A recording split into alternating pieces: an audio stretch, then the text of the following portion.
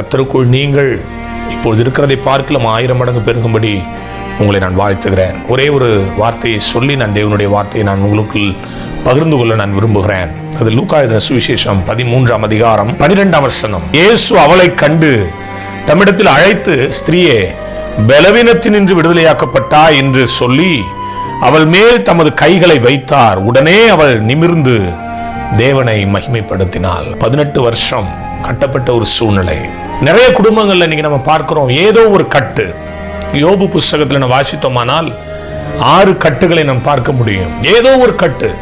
ஐயா, என்னால் நிமிர முடியல, என்னுடைய வாழ்க்கையில ஃபெயிலியர் எல்லாமே தோல்வியா இருக்கிறது, படிச்சிருக்கிற வேலை இல்லை, என்னுடைய குடும்பத்தில் சமாதானம் இல்லை, சந்தோஷம் இல்லை, நான் என்ன சொன்னாலும் புரிஞ்சுக்க மாட்டாங்க. ஏதோ ஒரு டெவில் ஸ்பிரிட். அங்க 18 வருஷம் ஒரு சகோதரியை சாத்தான் கட்டி வைத்திருந்தான். அந்த 18 வருஷம் ஸ்திரீ ஆலயத்தில் தான் இருந்திருப்பார் என்று சொல்லி நான் நம்புகிறேன். ஏனென்றால் அவள் ஜெபாலயத்தில் தான் இயேசு அவளை பார்க்கிறார். என் அன்பான தேவ பிள்ளைகளே, கர்த்தரையே நான் நம்பியிருக்கிறேன் பிரதர், கர்த்தரையே நான் சார்ந்திருக்கிறேன். நான் ஒவ்வொரு ஞாயிறும் நான் ஆராதனைக்கு போறேன், ஆண்டவரை துதிக்கிறேன், ஆண்டவரை ஸ்தோத்திரிக்கிறேன், ஆண்டவரை நான் புகழ்ந்து கொள்றேன். ஆனா என்னுடைய கட்டுகளில் இருந்து விடுதலை இல்லையே அப்படின்னு சொல்லி நீங்க கூட புலம்பிட்டு இருக்கலாம். ஒருவேளை இந்த நிகழ்ச்சியை பார்த்து கொண்டிருக்கிற அப்படிப்பட்ட குடும்பங்கள் கூட உண்டு.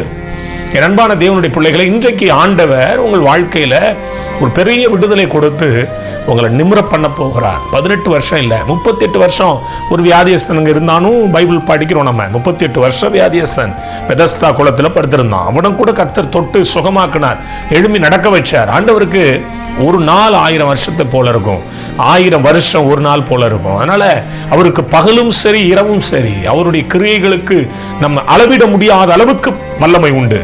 என் அன்பு தேவ பிள்ளைகளே, நாளில் ஒரு காரியத்தை நான் உங்களுக்கு சொல்லித் தருகிறேன்.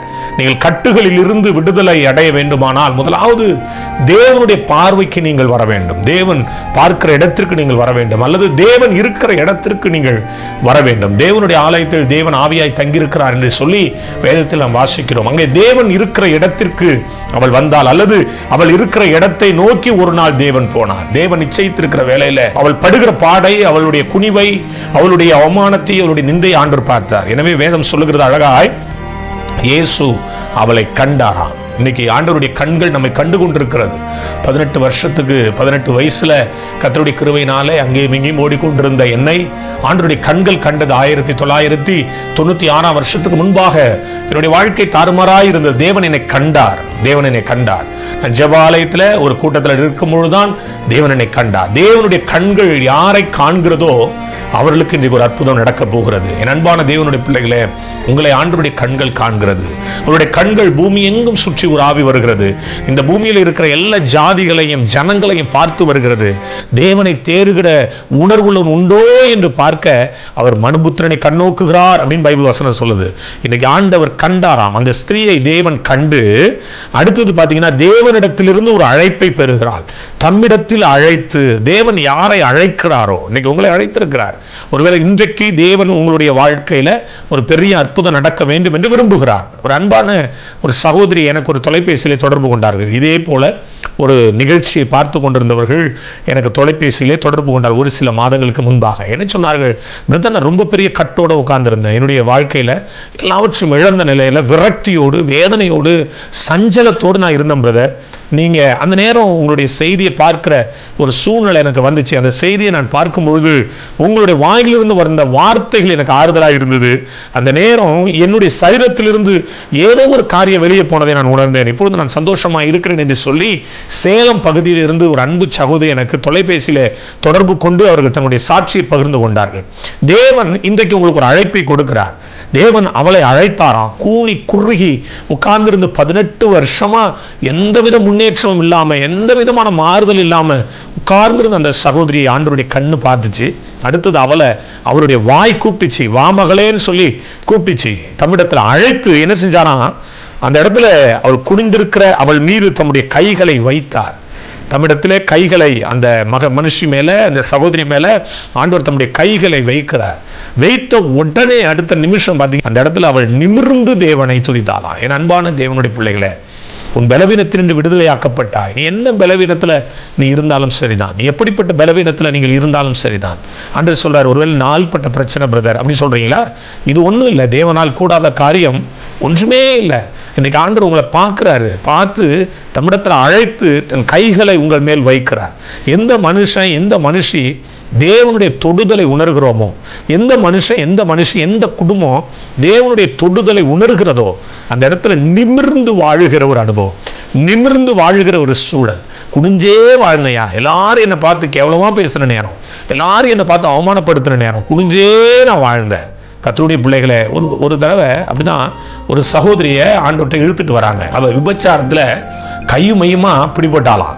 அந்த விபச்சாரிய எல்லாரும் சொல்றாங்க, மோசேயினுடைய நியாயப்பிரமாணத்தின் சட்டத்தின்படி கல்லறிந்து கொள்ள வேண்டும் என்று சொல்லி அங்கே எல்லாரும் குற்றம் சாட்டுறாங்க. அந்த ஸ்திரீ கூனி குறுகி அங்கே நின்றார். என்ன செய்யறதுன்னு தெரியல, ஆண்டவர் என்ன சொல்லுவார் தெரியல. ஆண்டவர் அந்த இடத்துல நீங்க பைபிளை நீங்க வாசிச்சீங்கன்னா, இயேசு அப்படியே குனிந்து தரையில எழுதினாராம். இவர் குனிந்து நின்ற ஒருவளின் வாழ்க்கையை நிமிர்த்து கொடுத்தார். எந்த இடத்துல நீங்கள் கூனி குறுகி நிற்கிறீங்க? ஒருவேளை குற்றம் சாட்டுறாங்களா? ஒருவேளை வியாதி இருக்குதா? ஒருவேளை பலவீனம் இருக்குதா? ஒருவேளை அவமானமா? பிரதர், நான் நல்ல வேலை செஞ்சுக்கிட்டு இருந்தேன், என் வேலையில் பொறாமப்பட்டு என் வேலையை காலி பண்ணிட்டாங்க. ஒரு சகோதரன் அப்படிதான் எனக்கு தொலைபேசியில் தொடர்பு கொண்டார். பிரதர், நான் நல்ல உண்மையாக வேலை செய்கிறேன் பிரதர், ஆனால் என் வேலையில் குற்றம் கண்டுபிடிச்சிக்கிட்டே இருக்கிறாங்க. நான் நல்லது செய்யணும்னு நினைக்கிறேன், அந்த நேரத்தில் ஏதாவது சொல்லி எனக்கு ஒரு தலைக்குனிவை உண்டாக்குறாங்க. எந்த இடத்துல தலை குனிந்திருந்தாலும் சரிதான். இன்னைக்கு கர்த்தர் சொல்லுகிறார், உங்களை பிடித்திருக்கிற சாத்தானுடைய கட்டு, அது சாத்தான் மனிதனுடைய வடிவில் வந்து ஒரு குடும்பத்தை சீரழிக்கிற, ஒரு மனுஷனுடைய தனிப்பட்ட வாழ்க்கையை சீரழிக்கிற, ஒரு மனிதனுடைய பொருளாதாரத்தை குலைத்து போடுகிற, ஒரு மனிதனுடைய ஊழியத்தை கெடுத்து போடுகிற பொல்லாத இந்த கட்டுகள் நமக்கே தெரியாது. மறைந்திருக்கிற கண்ணிகள், மறைந்திருக்கிற கட்டுகள் இயேசுவின் நாமத்தில் நான் சொல்லட்டும், அப்படிப்பட்ட குடும்பங்களை நீ விடுதலை அடையட்டும் சொல்லி நான் சொல்றேன். அப்படிப்பட்ட குடும்பங்கள், அப்படிப்பட்ட பிரச்சனையோடு நீங்கள் இருப்பீர்களே ஆனால், அப்படிப்பட்ட வேதனையோடு நீங்கள் இருப்பீர்களே ஆனால், ஐயா என்னால் கொஞ்சம் கூட நிம்மற முடியல, ஆண்டவர் என்ன பார்ப்பாரா? ஆண்டவர் என்கிட்ட பேசுவாரா? ஆண்டவர் என்னோடு கூட இடைபடுவாரா? ஆண்டவர் என்னை தொடுவாரா? தேவனுடைய பிரசன்னத்தை நான் உணர்வேனா? இப்படி நினைக்கிறீங்களா? இயேசு சொல்கிறார், இன்றைக்கு நீ நிமிர்ந்து தேவனை மகிமைப்படுத்துவாய், நிமிர்ந்து வாழ்வாய். ஒருவேளை பிரதர், என்னுடைய தகப்பனார் குடிகாரர், என் தாயார் சரியில்லை, நான் திருச்சி பகுதியில் விராலிமலைங்கிற ஊரில் நான் ஒரு ஊழியத்திற்காக நான் சென்றிருந்தேன். அங்கு ஒரு குறிப்பிட்ட திருச்சபையில் நான் ஊழியம் செய்து கொண்டிருந்தேன். ஒரு விபச்சார பாவத்தில் சிக்கி தவித்த ஒரு பெண் அங்கே வந்திருந்தார்கள். அவர்கள் என்னை பார்த்துட்டு கடைசியில் உட்கார்ந்து வேதனையோடு அழுது கொண்டிருந்தார்கள். கடைசியில் எல்லாரும் போயிட்டாங்க. அவர் வந்தா, அந்த லேடி மட்டும் வந்தாங்க, அந்த அம்மா மட்டும் வந்தாங்க. ஐயா, நான் இப்படி ஒரு பெரிய பாவத்தை பண்ணிட்டு இருக்கிறேன், என்னுடைய தொழிலாகவே அது மாறிவிட்டது, இந்த விபச்சார தொழில் என்னுடைய தொழிலாகவே மாறிவிட்டது, என்னையும் ஆண்டவர் மன்னிப்பாரா? இந்த ஒலிபெருக்கின் சத்தத்தை கேட்டு நான் வந்தேன் ஐயான்னு சொல்லி அவங்க வந்து கூனி குறுகி நின்னாங்க. நான் அவங்கள ஆறுதல் படுத்தி அவங்களுக்கு ஜெபம் பண்ணி, ஆண்டவர் எல்லா கட்டுகளிலிருந்து இன்னைக்கு விடுதலையாக்க வருமா? இது நீங்க செய்யற பாவம் இல்ல, உங்களை சாத்தான் அப்படி கட்டி வைத்திருக்கிறான், இது உங்களை பிடித்திருக்கிற அந்த சாத்தான் ஓட போகிறது என்று சொல்லி ஜெபம் பண்ணும்போது அவங்க மயங்கி அப்படியே தரையில கீழே விழுந்தார்கள். ஒரு சில வருஷங்களுக்கு பிறகு அந்த அம்மா எனக்கு தொலைபேசியில் தொடர்பு கொண்டார்கள். ஐயா, அன்றைக்கு நீங்கள் செய்த ஜெபம், இன்னைக்கு நான் ஒரு திருச்சபையில உடன் ஊழியக்காரியா இருந்து நான் ஊழியம் செய்கிறேன், கர்த்தர் என்னை சந்தோஷமாய் வைத்திருக்கிறார், என் மூலமாய் அநேக ரட்சிக்கப்படுகிறார் என்று சொல்வதை நான் கேட்கும் பொழுது உண்மையாகவே தேவனை நான் துதிக்க முடிந்தது. அன்புக்குரிய தேவ பிள்ளைகளை, எந்த பிரச்சனையா இருந்தாலும் சரிதான், எப்படிப்பட்ட பலவீனமா இருந்தாலும் சரிதான், எப்படிப்பட்ட சோர்வா இருந்தாலும் சரிதான், அது எத்தனை வருஷ கட்டுகளா இருந்தாலும் சரிதான், இயேசுவின் நாமத்துல சொல்றேன், இந்த கட்டுகளை வைத்திருக்கிற பொல்லாத ஆவி, அந்த பொல்லாத பிசாசு இயேசுவின் நாமத்தில் அழிந்து போவதாக என்று சொல்லி நான் கடிந்து கொள்ளுகிறேன். இன்றைக்கு கர்த்தர் உங்கள் குடும்பத்தில் ஒரு சந்தோஷத்தை கட்டளையிடுவாராக. அந்த வேத வசனத்தை நீங்கள் வாசித்தீர்களேயானால், தம்முடைய கைகளை அவர் வைத்தார், அவள் நிமிர்ந்து தேவனை துதிக்க ஆரம்பித்தாள். ஆண்டவருடைய பிள்ளைகளை, நீங்களும் தேவனை துதிக்கிறவர்களாய் மாறுவீர்கள். எந்த பிரச்சனை, எந்த சோர்வு, எந்த அவமானம் உனக்கு ஒன்றும் செய்ய முடியாது. கர்த்தர் உனக்காக யாவையும் செய்து முடிப்பார். கர்த்தர் உனக்காக ஏற்கனவே எல்லாவற்றையும் சுமந்து தீர்த்து விட்டார். நீங்கள் ஜெயத்தின் பிள்ளைகள், நீங்கள் ஜெயாலியின் பிள்ளைகள். நீங்கள் ஒருவேளை நினைக்கலாம், 4 ஆயிடுச்சு பிரதர், வருஷம் ஆயிடுச்சு பிரதர், இப்ப இனிமே இந்த காரியங்கள் எனக்கு விடுதலை கிடைக்குமான்னு நினைக்கிறீங்களா? கட்டாயம் தேவனால் கூடாத காரியம் ஒன்றுமே இல்லை. அது அப்படியே விசுவாசிங்க. கர்த்தர் எனக்காக யாவையும் செய்து முடிப்பார். அந்த வார்த்தையை சொல்லுங்க. மரத்தில் தூக்கப்பட்ட எவனும் சபிக்கப்பட்ட எழுதியிருக்கிறபடி, இயேசு எனக்காய் சாபமானார், நான் விடுதலையானேன் என்று சொல்லி அறிக்கையிடுங்கள். உங்களுடைய வாழ்க்கையில் ஒரு பெருத்த மாற்றத்தை நீங்கள் பார்ப்பீர்கள். நீங்களும் தேவனை துதிப்பீர்கள், நீங்கள் உயர்வீர்கள். உங்கள் குடும்பமும் தலை நிமிர்ந்த ஆண்டவரை துதிக்கும். உங்கள் குடும்பம் வாழும். உங்கள் குடும்பம் இயேசுவுக்காய் மகிமையான குடும்பமாய் எழும்பி செழிக்கும் இந்த வருஷம். அப்படிதான் கர்த்தர் உங்களோடு கூட இன்னைக்கு பேசிக் கொண்டிருக்கிறார். உங்களை பார்க்கிற ஆண்டவர் கண்டார், உங்களை அழைப்பார், அழைத்தார், உங்களை தொடுவார், தொட்டார். நீங்கள் தேவனை துதிக்கிறவர்களாய் மாறுவீர்கள். எத்தனை சந்தோஷம், எத்தனை மகிழ்ச்சி. நான் எல்லாருக்காக நான் ஜெபிக்க போறேன். எல்லாரும் என்னோடு கூட இணைந்து கொள்வீர்களா? எல்லோரும் என்னோடு கூட இணைந்து கொள்ளுங்கள்.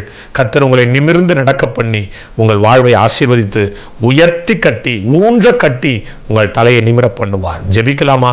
என் அன்பின் பரலோக பிதாவே, நீர் அவளை கண்டு அழைத்து உம்முடைய கையை அவள் மேல் வைத்தி அவள் நிமிர்ந்து தேவனை துதித்தாள் என்று வேதத்தில் நாங்கள் வாசிக்கிறோமே. அப்பா, எத்தனை பிள்ளைகள் கூனி குறுகி ஒருவேளை பாவத்தினால, ஐயோ அண்ணா இந்த பாவத்தை என்னால் செய்யாமல் இருக்க முடியலண்ணே, இந்த பாவத்தை என்னால் விட முடியலண்ணே, இந்த கடன் பிரச்சனையிலிருந்து என்னால் மீள முடியலண்ணே, நான் குனிஞ்சு போய் நிற்கிறேன், நான் கூனி போய் நிற்கிறேன், ஐயோ என் புருஷனுக்கு நான் துரோகம் பண்ணுறேன், என் மனைவிக்கு நான் துரோகம் பண்ணுறேன், என்னால் அந்த மொபைலை பார்க்காம இருக்க முடியல, என்னால் இந்த அசிங்கமான யூடியூப் பார்க்காம இருக்க முடியல, என்னால் இந்த அசிங்கமான உறவுகள் இந்த விடுதலையாகி வெளியே வர முடியவில்லை, என்னை சாத்தான் கட்டி வைத்திருக்கிறத நான் உணர்கிறேன். அப்படி எத்தனை பிள்ளைகள் சொல்லுகிறார்கள் ஆண்டவரே, அத்தனை பிள்ளைகளை விடுதலையாக்குவீராக. இயேசுவின் நாமத்தில் அவர்களை கட்டி வைத்திருக்கிற சாத்தான் தோல்வி அடையட்டும். அவனை கட்டி வைத்திருக்கிற சாத்தான் அழிந்து போகட்டும். அவனை கட்டி வைத்திருக்கிற பொல்லாத அந்நிய வல்லமைகள் இயேசுவின் நாமத்தில் செயல்பட்டு போவதாக.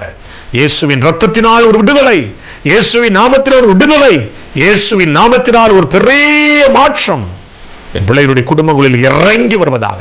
இதெல்லாம் தோல்வியை பார்த்தார்களோ, எந்த இடத்துலலாம் தோற்று போனார்களோ, எந்த இடத்துலலாம் அவமானப்பட்டார்களோ, அதே இடத்தில் தலை நிமிர்ந்து வாழ வைத்து என் பிள்ளைகளை ஆசீர்வதிப்பீராக.